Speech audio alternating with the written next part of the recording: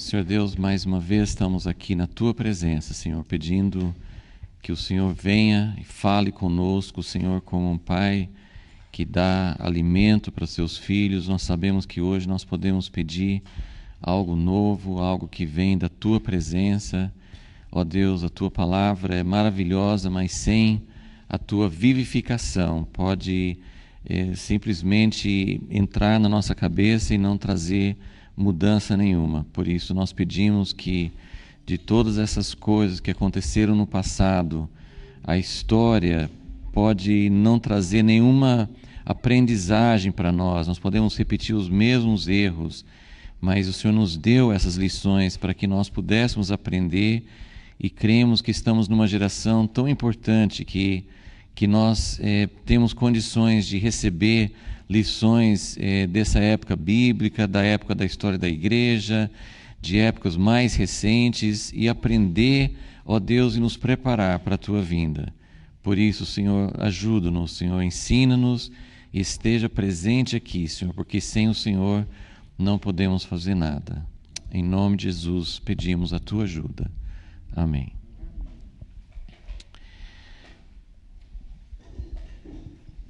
Quem está chegando tem umas folhas novas, se quiserem pegar. Tem duas folhas, até deixei separadas, né, porque essa folha da cronologia você pode usar para, de vez em quando, se localizar. Na semana passada a gente fez essa classificação, juntamos os períodos da história, assim, para poder entender melhor. Agora, esse diagrama que eu estou passando para vocês hoje é simplesmente a sequência histórica dos reis de Israel e de Judá, para você poder ver cada lado quem era rei quando. Então, até se você quiser depois marcar, eu só marquei aqui na folha a época, essa era de Acabe, que nós estudamos agora recentemente, que no lado de Israel vai desde Onri até Jeú, e no lado de Judá, como nós colocamos aqui, né, aqui foram 48 anos, mas aqui foram 15 anos. Mas esses outros períodos que estão juntados, você pode também marcar na sua folha. Outra coisa que é interessante marcar do lado de Israel, se vocês quiserem marcar, é o período em que Elias e Eliseu estavam profetizando, estavam ministrando. No caso aí, Elias, do lado de Israel, né, ele vai desde Acabe até o comecinho, seria mais Acabe e Acasias, talvez o comecinho de Jorão, seria Elias. Agora, Eliseu, ele vai desde Jorão até ele morreu durante o reinado de Jeoás. Ele ficou vivo durante bastante tempo, mas como nós vimos, o período em que Eliseu, as histórias de Eliseu na Bíblia são durante o período de Jorão. Esse é o período que a Bíblia relata. Depois, muito tempo depois, relata a morte de Eliseu durante o reinado de Jeoás. Então é lá na frente. Então tem um grande período em que Eliseu parece que não estava fazendo nada, não estava atuando, pelo menos a Bíblia não relata isso. Então, são essas coisas. Depois, até à medida que a gente vai estudando, vocês podem marcar outras coisas para vocês entenderem o período em que essas coisas estavam acontecendo. Mas esse quadro que eu coloquei a semana passada é útil também para você juntar os períodos. Então, né, assim, principalmente Israel, o lado de Israel, eles mudavam muito de família, de dinastia. Então, você tem Jeroboão e Nadab. Aí você pode até colocar uma linha, ó, acabou a linhagem de Jeroboão. Depois vem Baasa e Elá. Também é outra família. Aí acabou. Zinri só ficou 7 dias. O número que está entre parênteses é o número de anos que cada rei governou. Se tem só o número, é anos. Agora, quando é dias, vai em 7 dias. Lá embaixo tem alguns que, Zacarias e Salum, que governaram um período de meses, né? Então, isso está marcado aqui, né? Mas se é só o número, é porque é anos. Então, é muito útil, né, a gente entender a progressão histórica. Dá para você ver nesse quadro aqui também o quanto que Judá continuou esse período aqui de 140 anos aqui. Esse último período foi o período em que Judá continuou depois que o reino das 10 tribos não existia mais, porque aqui você tem em 722 a queda de Samaria, e quando as 10 tribos foram levadas para o cativeiro na Síria, então a partir dali tinha povo lá, mas não tinha mais reinado, não tinha mais reis de Israel. Por isso que do lado de Judá continua mais todos esses outros períodos depois, que na verdade alguns historiadores chamam que nós estamos estudando um reino dividido. Então você tinha Saul, Davi e Salomão, que reinaram sobre as 12 tribos, Reino Unido.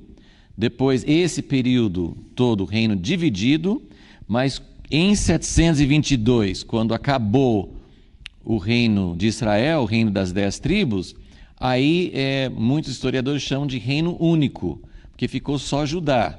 Então é um outro período da história. Ok? E na outra folha, que é a folha do seu esboço, nós estamos chamando esse período que estamos iniciando agora do fim da influência de Jezabel até a queda de Samaria. Então nós estamos aqui no lado de Israel, de Jeú até o fim, né? Você, na sua folha também. Então esse período que nós vamos passar a estudar agora é a partir do momento que acabou, nós estávamos estudando a era de Acabe ou a era de Jezabel, né? Às vezes seria até mais apropriado chamar a era de Jezabel. A influência de Jezabel foi durante esse período de 48 anos. A gente chama de Acabe, mas estou incluindo o pai de Acabe, quando não tinha nem Acabe e nem Jezabel, mas faz parte da mesma dinastia e do mesmo período, 48 anos, e aqui até o fim do reinado de Atalia. Então, esse período, aqui, de Joás até Acaz, e em Israel, de Jeú até o final. Então, esse período nós estamos chamando desde o fim da influência de Acabe, quer dizer, resolveu esse problema, Deus fez uma intervenção na história. Não é sempre que Deus faz intervenções históricas, nem... Esse aqui é a história do povo dele. Povo dele. Então, nas outras nações, Deus faz menos intervenções. Mas é raro Deus fazer uma intervenção clara. Deus está no controle. Deus sabe de todas as coisas. Deus está governando. Mas de ter uma intervenção clara, Deus interveio na história, Deus fez uma mudança na história, essas intervenções são raras.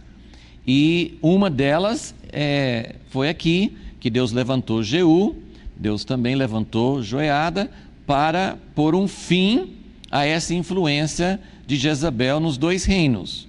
Então, agora nós vamos ter um período que não tem mais essa influência direta, mas nem por isso a história é tão boa. É melhor, principalmente aqui em Israel, é melhor do que antes, mas não é um período em que tem grandes avivamentos, não é um período em que tirou Jezabel, tirou Atalia de cena, mas nós mesmo assim nós vamos enfrentar vários problemas, ok? Então esse é o período que nós estamos estudando, mais para a gente se situar.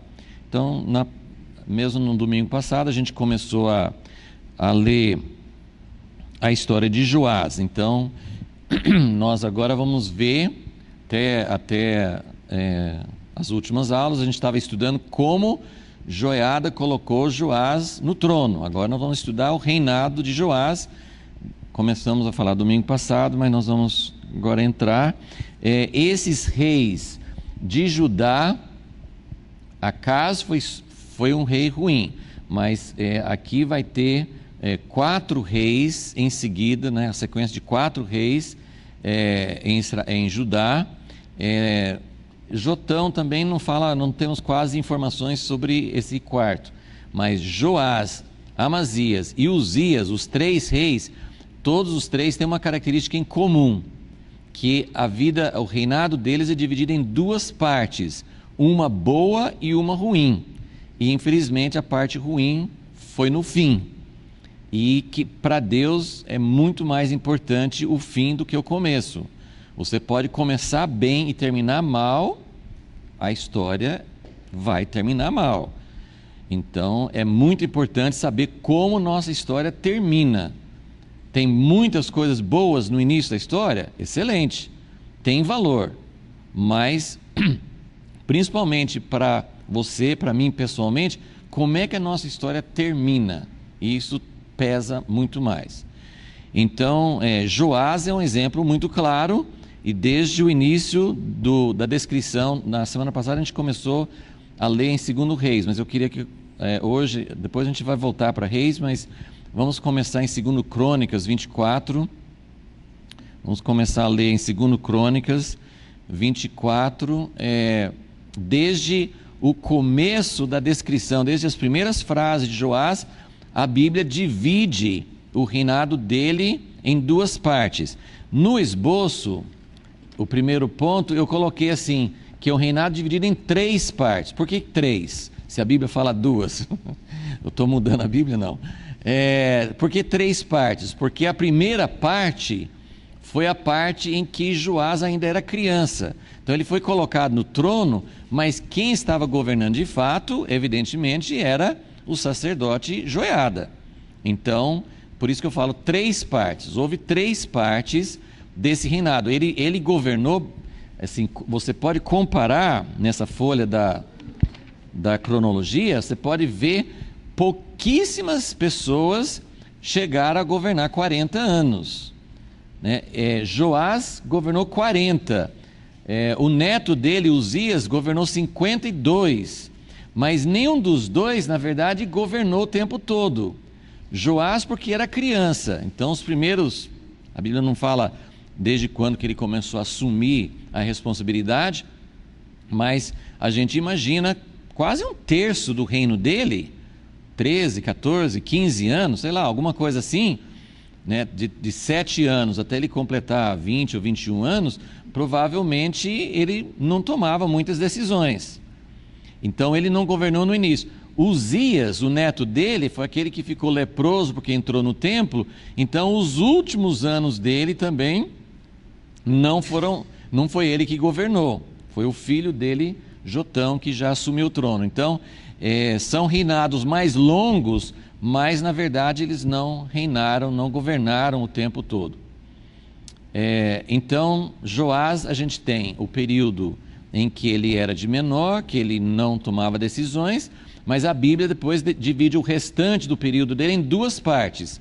A parte em que Joiada, o sacerdote, o mentor, o protetor, o salvador dele, né, estava vivo, e a parte, porque ele já estava idoso, então Joiada morreu, ele morreu bem idoso.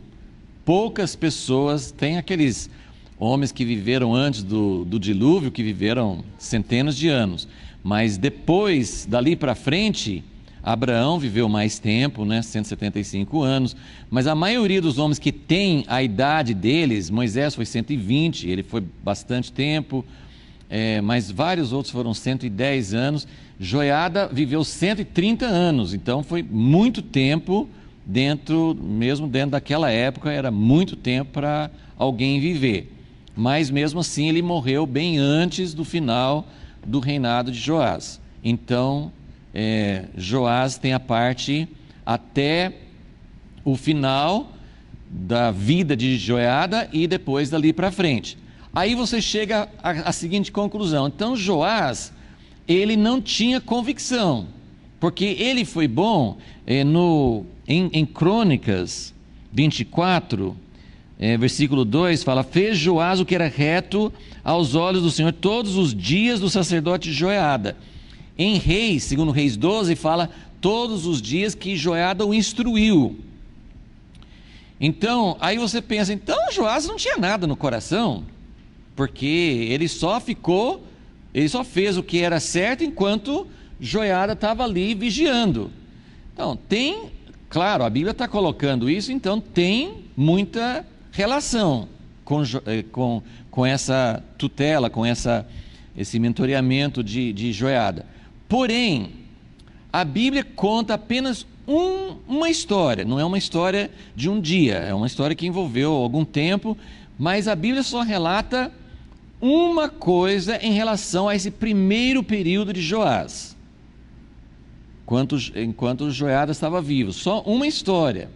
E a história, que é a reforma da casa de Deus, que nós vamos começar a estudar agora, é uma história que mostra que Joás, até a maneira que a Bíblia relata essa história, mostra que Joás não estava fazendo as coisas só por causa de Joiada, porque durante o processo da reforma da casa de Deus, que nós vamos começar a ver agora, mas só queria mostrar esse ponto já no início, que ele mandou os sacerdotes levantar fundos e reparar a casa de Deus, que a casa de Deus estava em ruínas, então tem todas as instruções, só que passou algum tempo e os sacerdotes não estavam fazendo nada, e Joás chama Joiada, o sacerdote, não porque Joiada não queria fazer, porque ele estava assim, sem disposição de fazer, mas porque ele era o chefe dos sacerdotes. E ele chama atenção, por que vocês não estão fazendo o que eu mandei? Então, a maneira que a Bíblia relata essa história é justamente para mostrar que Joás fez algo porque ele sentiu, porque ele tinha convicção, ele não fez por simples ordem do sacerdote. Então, é importante a gente ver isso, e isso faz a gente refletir mais ainda, porque você pode pensar, Joás não tinha nada no coração, ele foi criado, ele foi instruído, ele foi tutelado pelo sacerdote Joiada, mas quando o sacerdote morreu, ele se desviou. Ok, tinha muita influência mesmo, mas se você entende nas entrelinhas que Joás fez algo com convicção própria, isso faz com que a gente sinta até um alerta, uma advertência mais forte, porque é possível, eu estou tirando uma conclusão, estou passando para vocês o que eu tiro dessa história, porque a Bíblia muitas vezes simplesmente relata a história, às vezes a própria Bíblia tira a lição e a gente está claro ali, mas em outras situações como essa, a Bíblia não fala, o que você vai aprender disso, o que a gente conclui disso? A Bíblia relata o fato. Tem todo esse contexto da história de Joás, que a Bíblia contou, desde ele foi salvo como criança, ele foi protegido, ele foi criado, ele foi colocado no trono. Aqui em Crônicas, versículo 3, fala que Joiada tomou 2 esposas para ele, quer dizer, ele fez o papel de pai, ele criou, ele orientou, e ele realmente absorveu, porque mesmo Joiada, você pensa, Joiada teve o período em que Atalia era a rainha, ele não tinha liberdade, mas a partir do momento que Atalia morreu e Joás, ainda que criança, estava no trono, Joiada tinha liberdade de tomar as medidas necessárias, ele era sacerdote. Por que Joiada não reformou o templo?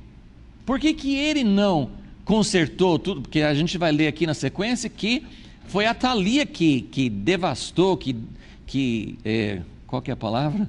Ela pegou todas as coisas, nem uma palavra própria assim, né? Mas ela saqueou, né? Ela saqueou o templo, ela tirou as coisas do templo e desviou o uso dos instrumentos sagrados e provavelmente de até recursos que tinha para o templo de Baal.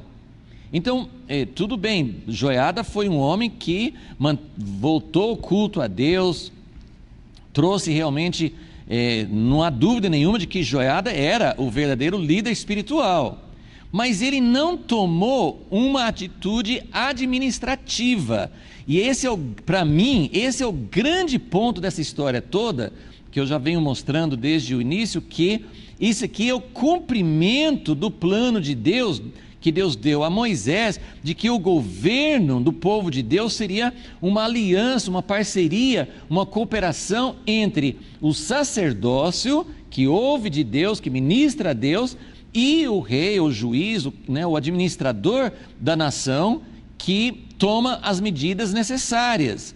Então aqui a gente vê Joiada, ele foi fundamental para trazer o governo de volta, mas ele não trouxe o governo para si, ele trouxe o governo para Joás, e a separação, a divisão de tarefas continuou, e nós vamos ver que tem mais aspectos disso nessa história.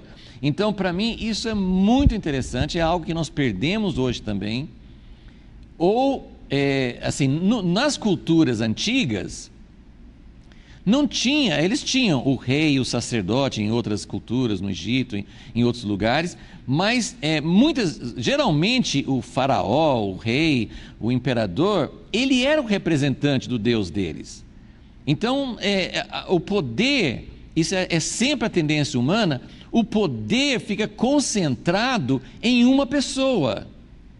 E Deus não queria isso, ele não queria que o poder ficasse concentrado numa pessoa. Então ele separou sacerdócio e juiz ou rei, né? Então aqui a gente vê, para mim, essa é a evidência. No início do reinado de Joás, estava dando certo. Joás tomou uma atitude que cabia a ele, não cabia mesmo a Joiada. O importante aqui era que Joiada tinha instruído Joás, ele passou, esse é o papel do sacerdote, ensinar o caminho de Deus, mostrar a lei, mostrar aquilo que Deus realmente queria que fosse feito, e o administrador, o governo civil, ele pegou essa ideia e falou: vamos reformar a casa de Deus. Aí ele deixou nas mãos dos sacerdotes e não aconteceu nada. Aí Joás chamou o sacerdote e falou: vocês não estão fazendo nada, vamos mudar o sistema. É isso que nós vamos ver agora. Então eu queria mostrar já, antes da gente entrar nos detalhes, mostrar essa visão mais ou menos geral, de que Joás fez algo muito positivo, ele fez com convicção própria, ele fez o papel dele de rei, ele assumiu o lugar dele, que era de usar o poder dele para tomar conta, para cuidar da casa de Deus, para restaurar a casa de Deus, né? Então essa foi a função dele, e esse foi o momento dele. Uma outra observação que eu acho importante fazer, duas frases assim que eu acho que é importante para a gente caracterizar a Bíblia. Provavelmente eu tenha falado isso já, mas eu vou repetir. A Bíblia não tem pretensão de ser nem um livro científico e nem um livro histórico. Não significa que o que a Bíblia fala é errado cientificamente, e não quer dizer que o que a Bíblia fala não tem fatos verdadeiros na história. O que eu quero dizer com isso? Que a Bíblia não tem a pretensão de ser o livro onde nós vamos encontrar explicações científicas de como o mundo começou, ou de vários outros aspectos. A Bíblia não tem essa pretensão. E as pessoas naquela época não tinham esse entendimento científico. A inspiração de Deus para escrever a Bíblia, a gente até encontra umas coisas, né? Tem, acho que no livro de Isaías, no livro de Jó, tem umas referências ao mundo ser redondo, e eles não tinham noção nenhuma. Então, que coisa maravilhosa, falaram uma coisa certa, mas não que eles tivessem um entendimento científico, e mesmo que tivesse alguma coisa que a gente falasse, né, muitas pessoas usam a maneira como a Bíblia descreve o milagre de Josué, que ele mandou o sol parar. Aí outras pessoas falam assim: que isso, o sol não para, né? É a terra que está girando em torno do sol, né? Mas isso não tem importância nenhuma, porque a verdade do acontecimento é real, e se ele não explicou em termos científicos para nós hoje, não tem problema, entendeu? É mais ou menos nessa ideia. A parte histórica, da mesma forma. O que para nós seria um livro histórico? Primeiro, eles teriam que ter feito, os escritores da Bíblia teriam que ter feito pesquisas, teriam que ter comprovado suas observações, teriam que ter feito ligações com a história do Egito, da Síria, de Babilônia, de outros países, e eles não fazem assim, eles mencionam outros países, outras histórias, mas, por exemplo, no Egito fala Faraó. Faraó era um título, não era o nome dele. Então a gente não sabe, pela Bíblia, a gente não sabe qual Faraó que era. Isso é um aspecto. Outro aspecto, assim, a razão que eu estou fazendo essa observação, é que aqui nós temos um reinado de 40 anos de Joás. Se fosse um livro histórico, a preocupação do historiador seria falar de todas as coisas que aconteceram no reinado dele. Mas tem vários reinados, curtos ou longos, que a Bíblia às vezes fala ou quase nada, ou às vezes uma coisa. Então aqui da vida de Joás, a Bíblia, o escritor inspirado, só fez referência a um fato. Isso não é um livro de história. Isso é Deus mostrando que da vida dele, do reinado dele, um fato, um aspecto foi realmente importante para a gente entender, que tem validade para a gente tirar conclusões. E às vezes até no fim eles fazem aquela referência, que é fazendo, puxa, o que adianta falar isso? A gente não tem os livros que eles falam. Se você quiser saber mais sobre Joás, você pode ler em tais e tais escritos, só que a gente não tem tais e tais escritos, então a gente ficou na mesma. Mas isso mostra que eles, quem escreveu, quem compilou, quem pegou esses fatos, tirou os fatos de outros registros históricos. Mas eles não tinham preocupação em registrar todos os acontecimentos. Eles tinham preocupação em registrar aquilo que Deus queria que fosse registrado, algo significativo. Então, por isso que quando a gente lê a vida de Joás, a gente pensa, o que Deus quer falar comigo sobre a vida de Joás? O que Deus quer falar com a igreja? O que Deus quer falar com o seu povo? Existem lições aqui que nós podemos receber, que nós podemos, que vão nos ajudar. É fato de que, como aquela frase famosa, que a única lição que nós temos da história é que ninguém aprende nada da história. Mas também tem o aspecto de que, se nós nos voltarmos para Deus, se nós buscarmos a direção de Deus, nós temos oportunidade de não repetir os erros do passado. Amém? Então é isso que a gente quer tirar, tanto das coisas boas como das coisas ruins. A Bíblia não omitiu as coisas ruins que aconteciam, A Bíblia registra, até dos grandes heróis, como Davi, a Bíblia registra os grandes pecados, ok? Então, são essas as observações. Então vamos agora em 2 Crônicas, depois a gente vai ligando com alguns outros detalhes em 2 Reis. Então nós estamos no versículo 4, 2 Crônicas 24, 4.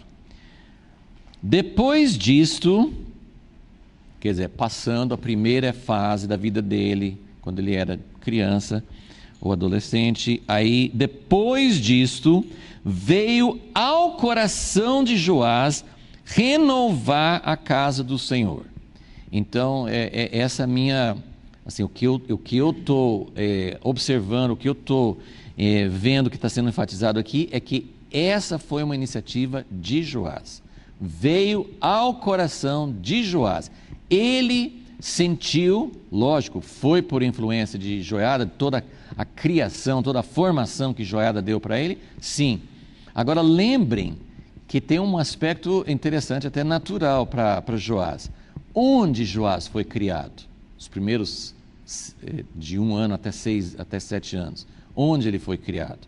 Ali mesmo, numa dependência. Ele não foi criado no Santíssimo Lugar, evidentemente, mas assim, nas dependências do templo, ele foi criado ali.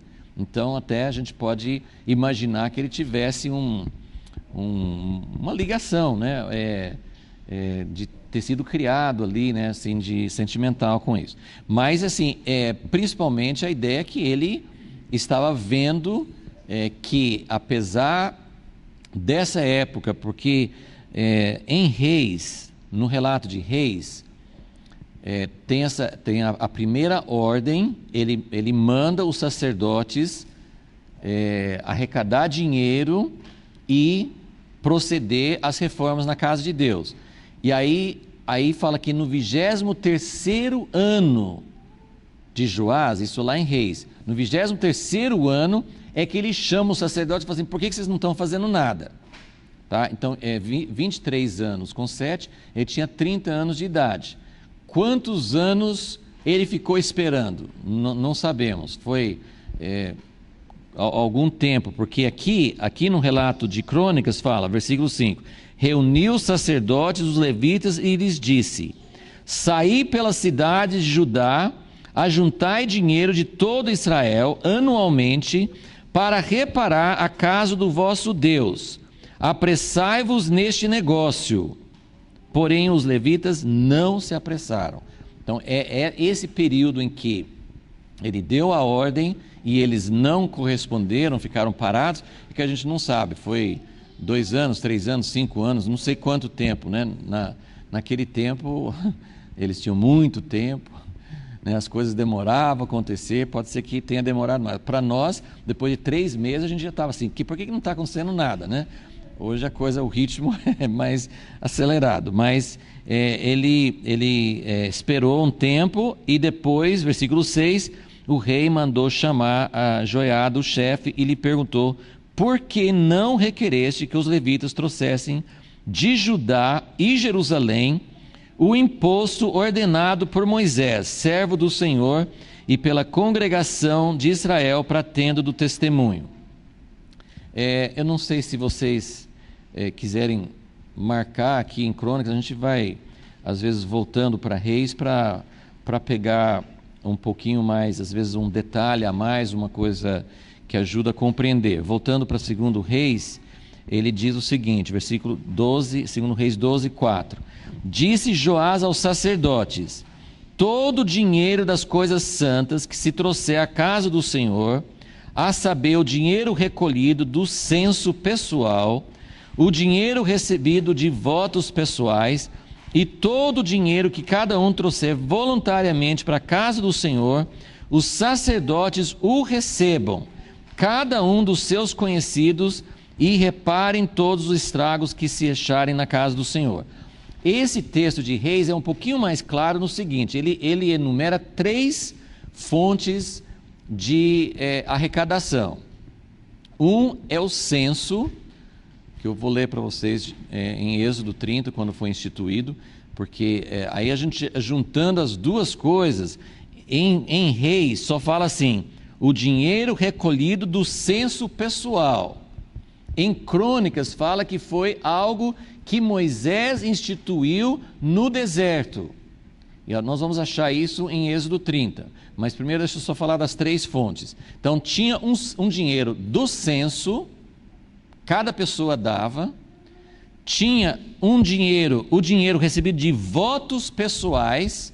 Então, quando a pessoa fazia algum voto pessoal, aí está escrito em Levítico como é que funcionava isso, Levítico 27, as pessoas chegavam e aí tinha um valor variado de acordo com as posses da pessoa. E, terceiro lugar, o dinheiro que cada um trouxer voluntariamente para a casa do Senhor. Houve 2 épocas muito destacadas na história do povo de Deus, quando fala da casa de Deus, de fazer a casa de Deus, e enfatiza ofertas voluntárias. No deserto, quando Moisés recebeu a planta do tabernáculo, e falou assim: agora nós vamos fazer o tabernáculo, cada um pode ofertar voluntariamente. E aí a Bíblia relata que todo mundo ofertou, que foi assim maravilhoso, fizeram com alegria e até sobrou ofertas. E a outra vez foi com Davi. Davi não fez o templo, mas ele preparou tudo para Salomão, quando no final de 1 Crônicas ele também chama o povo para fazer oferta, e o próprio rei deu muitas ofertas, e aí também fala de muita oferta voluntária. Então aqui também a casa de Deus está lá, a casa de Deus está em pé, mas ela está debilitada, ela está totalmente assim, ela foi saqueada, ela foi abandonada, então tá faltando instrumentos, está faltando aquilo que é necessário, e também está em ruínas, que fala várias vezes de brechas, de estragos na casa de Deus. Então, quando Deus restaura, que a gente tem mostrado essa questão de fazer uma aliança, do povo de Deus se voltar para Deus, depois que o povo de Deus, Deus não quer restaurar a ordem, o jeito de certo de fazer as coisas, sem restaurar o coração antes. Isso é uma coisa que a gente está vendo essa sequência nessa história de Joás, que toda essa restauração com Joiada, no capítulo anterior, mostra a renovação da aliança do povo com Deus. Depois que o povo se volta para Deus, renova a aliança com Deus, o coração do povo novamente pertence a Deus, aí nós vamos pensar na ordem, na restauração do jeito certo de fazer as coisas. Por que essa ordem é importante? Porque a gente pode enfatizar só o jeito certo. E durante muito tempo, assim, inclusive, nossas divisões na igreja, nem sempre são por causa de verdades bíblicas, às vezes são por causa de brigas pessoais mesmo. Mas muitas vezes as divisões na história da igreja, logo que fez a reforma e o povo saiu da igreja católica, os reformadores começaram a brigar entre si. E eles brigavam sobre o quê? O jeito certo de fazer as coisas, principalmente da celebração da ceia, que é a nossa celebração de unidade. Eles estavam brigando sobre o jeito certo de ter unidade, Então, o jeito certo de fazer as coisas pode ser um instrumento de divisão, e Deus não está tão interessado nisso.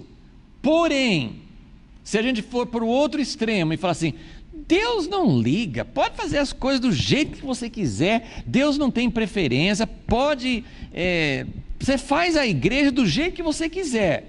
A gente está aprendendo também que Jeroboão e toda os altos, que nós falamos domingo passado, são jeitos errados de adorar a Deus.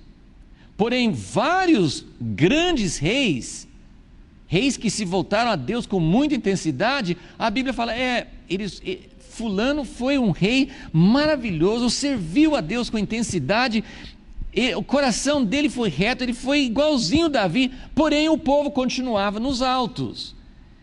O fato de Deus falar, porém eles continuavam nos altos, mostra que Deus reparou, Deus não gostou desse detalhe.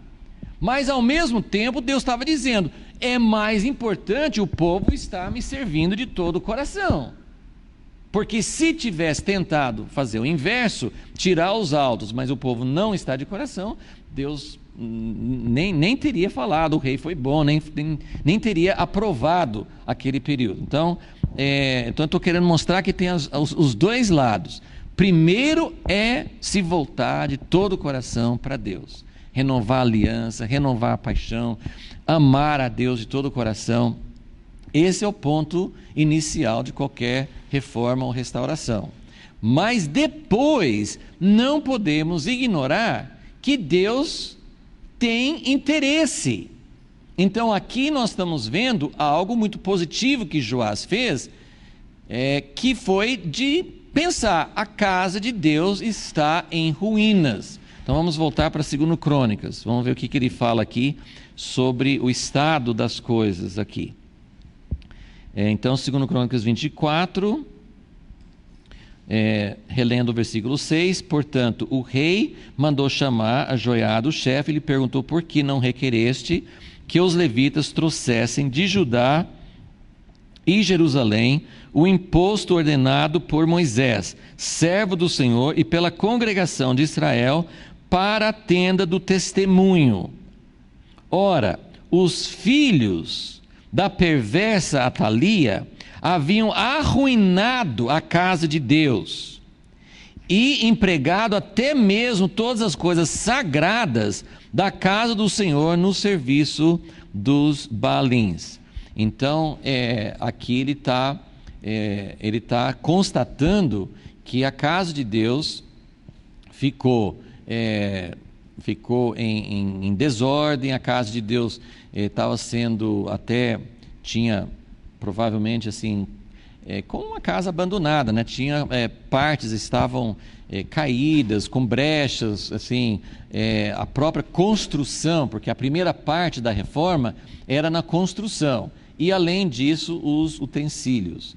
Então, Deus tem um jeito certo de fazer as coisas. Deus tem um jeito certo de fazer as coisas, e quando nós nos voltamos a Deus de todo o coração, e buscamos a Deus, e servimos a Deus, nós devemos realmente perguntar a Deus, né, como que está a tua casa? Lembramos daquelas palavras de Ageu, quando nem tinha casa de Deus mais, depois do cativeiro, e ele falou: por que vocês estão construindo a sua casa, cada um está construindo a sua casa, e a minha casa está em ruínas? Então essa pergunta, ela é importante. Por que nós nos preocupamos tanto com a restauração? O que é a nossa casa? Hoje nós interpretamos muita coisa no sentido espiritual. Então a nossa casa e a casa de Deus hoje não são, nenhuma das duas coisas são construções materiais. Assim como a casa de Deus hoje não é uma construção material, a nossa casa não é uma construção material. O que é restaurar a nossa casa? Deus quer restaurar a nossa casa. Ele prometeu mandar Elias antes do grande e terrível dia do Senhor para restaurar as nossas casas pessoais, as nossas famílias. Então tem muita coisa para ser restaurada nas nossas famílias. Porém, as duas coisas são interligadas. Eu não vou conseguir restaurar a minha casa, a minha família, as coisas espirituais que Deus quer fazer na minha casa, se eu não me preocupar com a casa de Deus. Agora, obviamente, eu não posso só cuidar da casa de Deus e deixar a minha casa, a minha família ficar em ruínas. Então, as duas coisas precisam ser paralelas, a gente precisa dar atenção às duas. Mas a importância da casa de Deus é muito grande, é muito forte aqui, e a gente precisa meditar sobre o que isso significa. Como que está a casa de Deus hoje? Eu consigo sozinho restaurar a casa de Deus? Claro que não. Mas Deus valoriza muito, como Davi que perguntou: Deus, eu quero fazer uma casa, eu já tenho a minha, o Senhor que não tem. Então, quando alguém se preocupa, quando alguém quer resolver a situação da casa de Deus, isso toca muito no coração de Deus. Essa ideia assim, de que Deus não precisa de nada, na verdade, a casa de Deus somos nós. Então, a restauração da nossa vida, da nossa família, vai contribuir para a restauração da casa de Deus, mas o que eu estou dizendo é que nós temos que nos preocupar com esse aspecto coletivo, e não só as coisas imediatas. Deus nos chama para nos interessar com a nossa família imediata, com a família espiritual de pessoas que estão mais próximas a nós, mas com o aspecto da casa de Deus como um todo.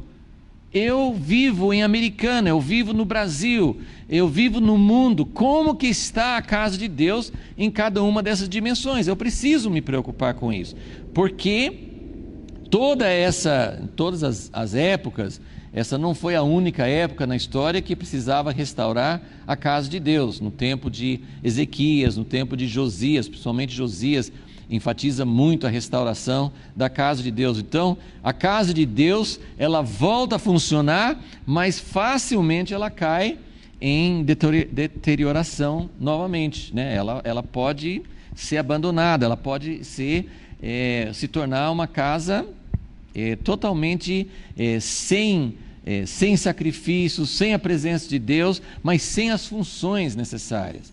Então essa foi a preocupação de Joás, né? Uma preocupação muito importante, uma preocupação muito legítima, uma preocupação que tem muito a ver com nossos dias também, que nós precisamos pensar em como está a casa de Deus. Agora, como que ele procedeu? Então, a primeira coisa que ele fez, ele pediu os sacerdotes. Então, como já falamos, ele pensou em 3 fontes de recursos para reformar a casa de Deus. E uma delas foi um recurso. É difícil a gente saber hoje se, antes dessa época de Joás, se em algum momento eles faziam isso. Mas vamos abrir lá em Êxodo 30, só queria que vocês vissem onde começou essa instituição, que na verdade ele fala, nós precisamos restaurar, Crônicas fala, nós precisamos restaurar essa fonte de recursos que Moisés instituiu no deserto. Então essa fonte de recursos no deserto parece que não estava sendo usado mais. Então vamos ver lá, Êxodo 30, versículo 11. Disse mais o Senhor a Moisés: quando fizeres recenseamento dos filhos de Israel, cada um deles dará ao Senhor o resgate da sua alma, quando os contares, para que não haja entre eles praga alguma, quando os arrolares. Isso dará todo aquele que passar ao arrolamento, metade de um ciclo, segundo o ciclo do santuário. Este ciclo é de 20 geras, a metade de um ciclo é a oferta ao Senhor. Todo aquele que entrar no arrolamento, de 20 anos para cima, dará oferta ao Senhor. O rico não dará mais, nem o pobre dará menos de meio ciclo, quando derem a oferta do Senhor, para fazeres expiação por vossas almas. Tomarás o dinheiro da expiação dos filhos de Israel e o darás ao serviço da tenda da congregação. Será para memória aos filhos de Israel diante do Senhor, para fazerdes expiação pelas vossas almas. Bom, essas figuras do Velho Testamento são sempre bem curiosas, a gente tem vontade de entender mais. Eu sempre compartilho aquilo que eu consegui entender. Eu acho que tem muito mais riquezas, muito mais coisas para a gente tirar daqui. Essa história do recenseamento tem vários desdobramentos depois, né? Tem Davi que fez um recenseamento, que eu acho que não fez isso, e veio uma praga, porque aqui está falando, pague cada um esse valor para que não venha uma praga sobre vocês. É possível que essa tenha sido uma das causas da praga que veio sobre o povo de Israel no tempo de Davi, mas não dá para saber muito. E essa história também volta no Novo Testamento, quando esses cobradores desse ciclo, né, desse meio ciclo, vieram para o discípulo Jesus e falaram assim: seu mestre não paga, né? Aí Jesus até fala uma coisa interessante que parece que contraria. Ele fala assim: de quem que os reis cobram impostos? Dos cidadãos? Se fosse hoje, sim, né? Mas assim, Jesus perguntou: é dos cidadãos ou dos estrangeiros? Parece que para eles, né, os romanos, né, eles estavam cobrando dos outros povos. Quem era romano não pagava, não sei como é que funcionava isso, né? Mas Jesus deu essa ideia assim de que se era um imposto da casa de Deus, e eles eram, acho que Jesus talvez estava até querendo dizer: eu sou o filho de Deus, eu sou o dono dessa casa aqui, vocês estão me cobrando um ciclo. Eu não sei exatamente o que Jesus quis dizer, mas depois ele falou assim: nós não vamos dar razão de controvérsia, de escândalo, nós vamos pagar.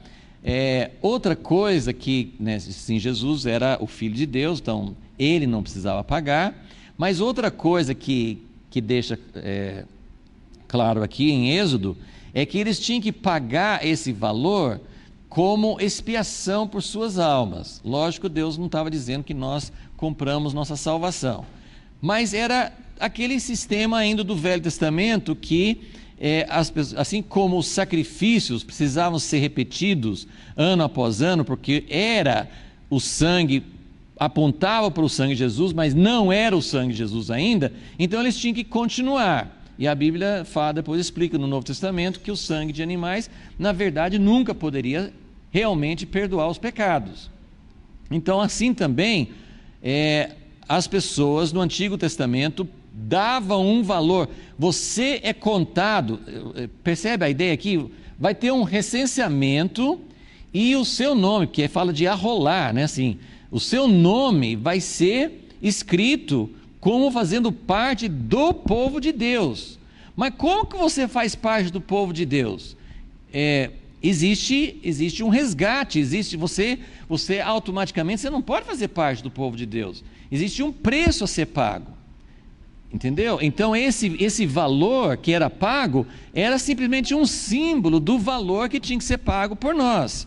Agora, talvez Jesus estivesse também se referindo a isso, que a partir do momento, naquele momento que eles estavam conversando, ele com os discípulos, Jesus não tinha morrido ainda, mas a partir do momento que Jesus pagou o preço por nós, nós não temos mais que pagar algum valor para ser arrolado no meio do povo de Deus. Então, são vários aspectos que podem fazer parte desse significado. Mas o que nos importa na história aqui é essa ideia assim, de que Joás lançou mão de algo que não estava sendo feito.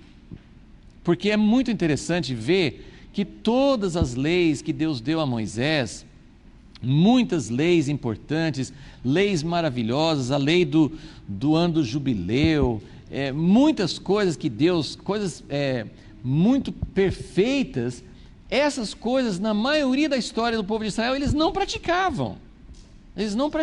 Depois do cativeiro, aí os escribas e fariseus, parece que eles tentavam praticar com mais exatidão, mas muita parte da história, a gente percebe no próprio deserto, eles não participavam mais da Páscoa, só foram participar da Páscoa de novo na Terra Prometida. Então muitas coisas não eram praticadas.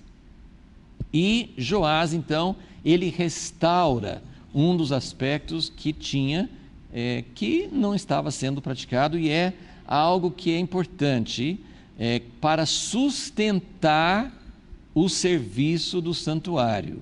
Depois, no capítulo 38, eu não vou tomar tempo aqui, mas no capítulo 38, o povo de Israel naquela época, eles pagaram esse valor e usaram para fazer objetos de prata do santuário. Mas esse assunto de dinheiro é muito complicado a gente falar, porque é muito abusado hoje. Falar de dízimo, falar de contribuições, é muito, muito complexo, mas a gente sempre tem que lembrar que a gente não pode ir nem para um extremo nem para outro. O que é um extremo? Um extremo nem todas as igrejas, mas existem igrejas que quase que uma troca, né? Ou é uma troca com Deus, você tem que pagar para receber uma bênção, para Deus não amaldiçoar a sua vida. Então tem toda uma linha de pregação, de vez em quando a gente cita isso, para lembrar assim, que o fato do homem muitas vezes abusar, aplicar errado os princípios de Deus, não significa que o certo é abolir tudo e não ter mais nada. Muita gente começa a tentar até defender, no Novo Testamento não fala de dízimo. E uma das coisas interessantes de pensar no Velho Testamento, porque a gente pensa, dízimo era uma coisa do Velho Testamento. Ok, dízimo, várias vezes na lei fala de 10% da renda, da produção agrícola e tal. Mas você sabia que o povo, na velha aliança, dava muito mais do que se eles estivessem praticando, porque na maioria do tempo eles não estavam praticando também. Mas se eles fossem seguir a lei, daria muito mais de 10%. Esse aqui, por exemplo, não era para, você vai dar meio ciclo, mas aí deduz dos seus 10%. Não, esse aqui era totalmente fora. O dia que a pessoa fazia um voto, não tinha nada a ver com dízimo. O dia que a pessoa quisesse assim, o dia que alguém dava uma oferta pelo pecado, se ele cometesse uma transgressão, ele tinha que levar uma coisa que custava dinheiro, enfim, tem várias, eu não estou com a relação na minha cabeça agora, mas se você fizer uma relação de tudo que Deus falou, 3 vezes por ano vocês vão nas festas lá em Jerusalém, tinha que levar coisas, então era muito mais de 10%. E a nova aliança é muito melhor, não é? A nova aliança é muito melhor do que a velha aliança. Por quê? Porque na nova aliança a gente não dá nada. Na nova aliança você não tem que dar dízimo, você é desobrigado, você não tem que dar nada. Se você der o dízimo, você está fazendo muito. Eu sou muito fiel porque eu dou o dízimo. Caramba, nós não estamos chegando nem à metade da velha aliança ainda. Percebe? E assim, a nova aliança é muito melhor do que a velha, porque é de coração e porque tudo pertence a Deus e tudo que Deus manda, a gente faz. Deus fala assim: dá o seu carro para essa pessoa, precisa mais do que você. Mas Deus, eu já dei o dízimo. Não tem nada a ver com dízimo. Então, são coisas que Deus faz na nossa vida que são totalmente fora. Mas o ponto que eu quero levantar aqui isso aconteceu depois, algo meio semelhante, depois que o povo voltou com Esdras e Neemias, né, naquele período de restauração, eles também as coisas na casa de Deus não estavam funcionando, porque as pessoas não estavam doando. Então eles voltaram a fazer doações, porque assim a casa de Deus começava a funcionar. Como que a casa de Deus funciona hoje, salário, não salário de ministro, isso é outra questão. Mas a casa de Deus, que não é um prédio, que não é a relação de ministros, de pregadores, de pastores, de ministérios, a casa de Deus envolve muita coisa. E no Novo Testamento, assim, a igreja dava muito mais para os necessitados do que para sustentar obreiros. Mas enfim, a questão é que a casa de Deus não vai prosperar, nós não vamos conseguir ver a casa de Deus restaurada sem restaurar essas fontes de recursos, né? Então isso foi um dos aspectos, mas era mais para chamar a atenção a isso, ok? Então Joás, então o primeiro ponto em relação a isso, né, como está no esboço, ele tinha que restaurar a manutenção financeira da casa de Deus. Então a casa de Deus, ela estava sendo abandonada. Agora tinha um outro problema que perdurou, então só vou tocar nesse problema aqui. Então o primeiro passo foi, agora vamos voltar para 2 Reis, que acho que está mais claro aqui. Então 2 Reis 12 fala assim, então no versículo 4 ele cita 3 coisas, ou as pessoas por causa do censo, ou as pessoas por causa do voto, ou as pessoas com doações voluntárias. Uma das 3, né? Aí com essas 3 coisas, os sacerdotes vão arrecadar dinheiro para sustentar, para restaurar a casa de Deus. Aí ele fala no versículo 5, os sacerdotes o recebam, cada um dos seus conhecidos, e reparem todos os estragos que se acharem na casa do Senhor. Então, qual que era o sistema que Joás usou inicialmente? Tem essas fontes de recursos que precisam ser restaurados, precisam ser recebidos, mas os sacerdotes, ele até coloca aqui, eu não sei se eu estou deduzindo corretamente, mas a ideia que me traz cada sacerdote, porque o sacerdote, lembra, o sacerdote ele não tinha uma herança, não tinha um território dos levitas. Os levitas e sacerdotes, eles eram espalhados por toda a nação de Israel, mas eles tinham turnos. Com Davi, né? Davi instituiu essa parte de turnos, que eles tinham que sair, um sacerdote ou levita, né? Porque eles tinham suas funções, morava em Belém, por exemplo. Então, ele morava em Belém, ele tinha a sua casa, sua vida lá em Belém, mas ele tinha o período em que ele tinha que ir para Jerusalém para fazer a parte dele de serviço ao Senhor. Então, todos os sacerdotes e todos os levitas, eles eram espalhados por toda a nação. E eles tinham os conhecidos. Então, para mim, isso soa muito informal. Né? Muito informal. Assim, é o seguinte, cada sacerdote pega lá dos seus vizinhos, dos seus conhecidos, fala assim, você tem, vamos fazer o recenseamento, ou sei lá, você tem alguma coisa, você quer dar uma oferta. O sacerdote ou levita recebia aquele dinheiro e deveria fazer os reparos na casa de Deus, porque são os sacerdotes que são responsáveis pela casa de Deus. Mas não aconteceu. E o que deu errado? Então, aí versículo 6, mas no 23º ano do rei Joás, os sacerdotes ainda não tinham reparado os estragos da casa. E não era porque eles não estavam recebendo dinheiro, eles estavam recebendo dinheiro.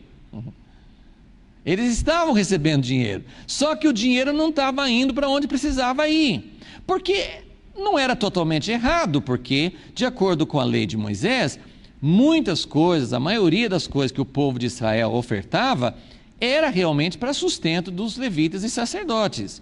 Então, não era uma coisa totalmente errada.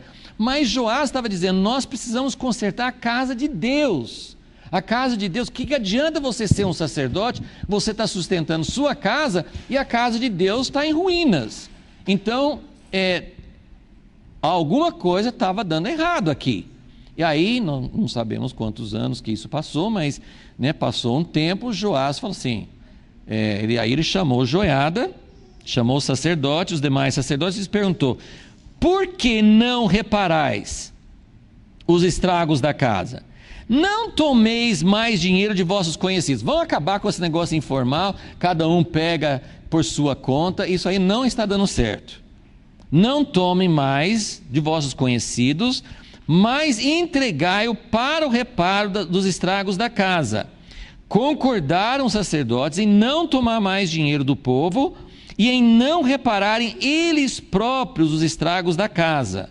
O sacerdote Joiada tomou um cofre, fez um buraco na tampa, pôs ao pé do altar à direita dos que entravam na casa do Senhor. Os sacerdotes que guardavam a entrada da porta punham ali todo o dinheiro que se trazia à casa do Senhor.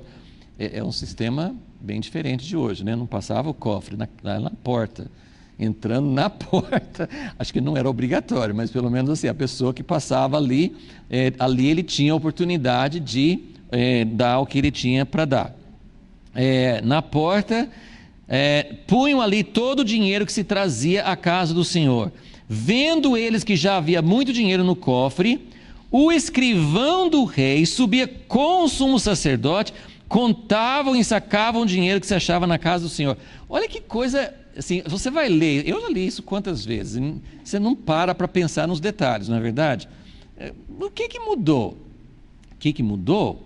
Mudou o seguinte, que agora a coisa não vai ser na informalidade, nós vamos voltar a pensar, olha outra vez essa separação de funções, administração e sacerdócio. Os sacerdotes não foram chamados, eles não têm esse dom. Na verdade, ele não falou, vocês estão roubando dinheiro. Eu acho que não é o que ele está falando aqui. Mas eles não sabem administrar, eles não estavam administrando corretamente. Então agora não vai ser cada um pega dinheiro do seu conhecido e quando sobrar algum dinheiro do seu orçamento você dá para reparo da casa. Não, o dinheiro que entrar não vai mais para a sua mão. O dinheiro que entrar nós vamos fazer um cofre, vai ser colocado nesse cofre. E quem que pegou o dinheiro do cofre? Vocês perceberam? Vocês repararam aí? Quem que pegava o dinheiro? Quando tinha dinheiro no cofre, tinha duas pessoas. O escrivão do rei e o sumo sacerdote. Os dois vão contar juntos, aquele princípio assim, de dinheiro não fica... Até hoje, isso é um princípio muito importante. Dinheiro também. Nem poder e nem dinheiro. Não é para ficar nas mãos de uma pessoa.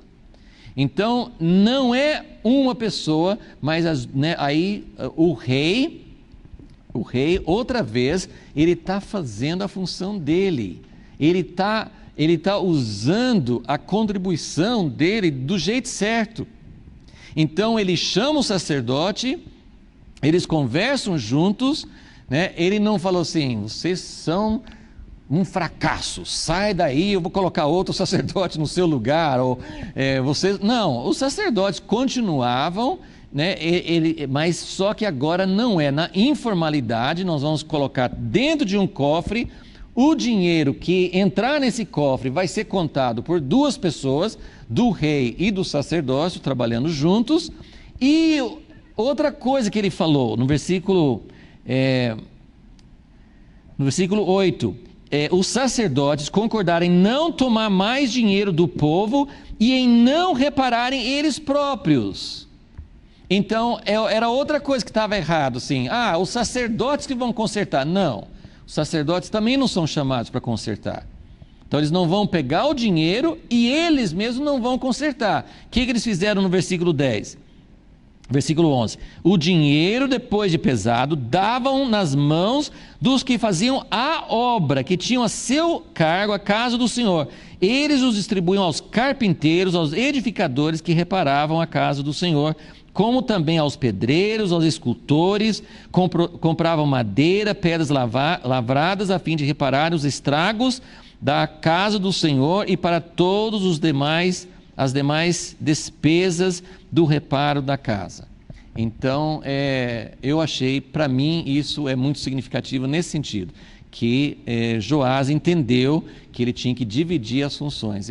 Para mim, assim, a história de Joás está confirmando isso, desde o início, que Joiada foi quem salvou a vida dele, então já começou com essa parceria entre o sacerdócio e o rei, e essa parte boa do reinado de Joás, ele dá a única parte do reinado de 40 anos de Joás, não é a única parte, vamos dizer assim, a única parte do primeiro período, não dos 40 anos, mas depois que Joiada morre, aí vai relatar uma outra coisa. Mas a única coisa desse primeiro período da vida do reinado de Joás foi essa história da reforma da casa de Deus. Ok? Então, o que eu entendo disso? A casa de Deus precisa ser reformada, né? Nós precisamos dedicar atenção, nós precisamos nos preocupar com a casa de Deus, não só com a nossa casa. Para fazer isso, precisa de recursos. Então, nós precisamos, ele precisou voltar à lei de Moisés e descobrir como é que devia funcionar. E é interessante que